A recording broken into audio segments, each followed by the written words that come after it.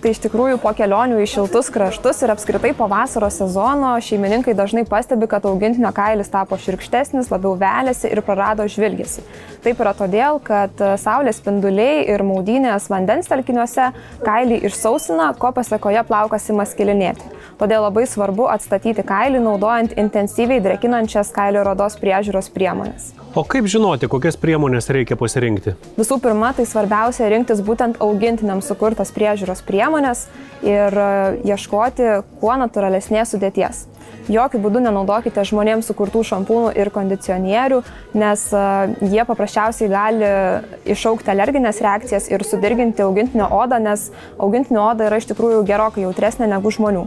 Ir vietoje to rekomenduoju rinktis natūrales augintinių priežiūros priemonės, kurių sudėtyje rasite tokius ingredientus kaip sviesmedžio aliejus, šlapalas, kviečių baltymai, keratinas ar apskritai eteriniai aliejai.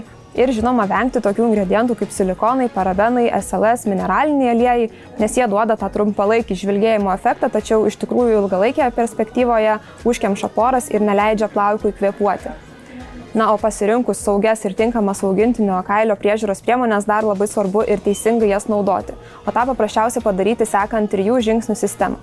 Tai pirmasis žingsnis yra valymas, kurio metu mes naudojame valantį šampūną ir pašaliname kailio nešvarumus bei riebalus. Antrame žingsnėje naudojame funkcinį šampūną tam, kad prisotintume, primaitintume plauką.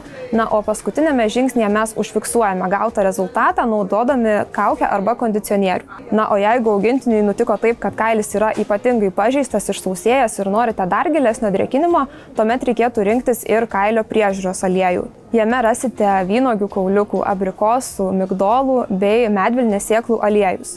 Na, o sujungę tokią kombinaciją, naudodami kailio aliejų bei 3 žingsnių sistemą, galėsite būti užtikrinti, kad augintinio kailis bus vėl žvilgantis, atstatytas ir lengvai šukuojamas.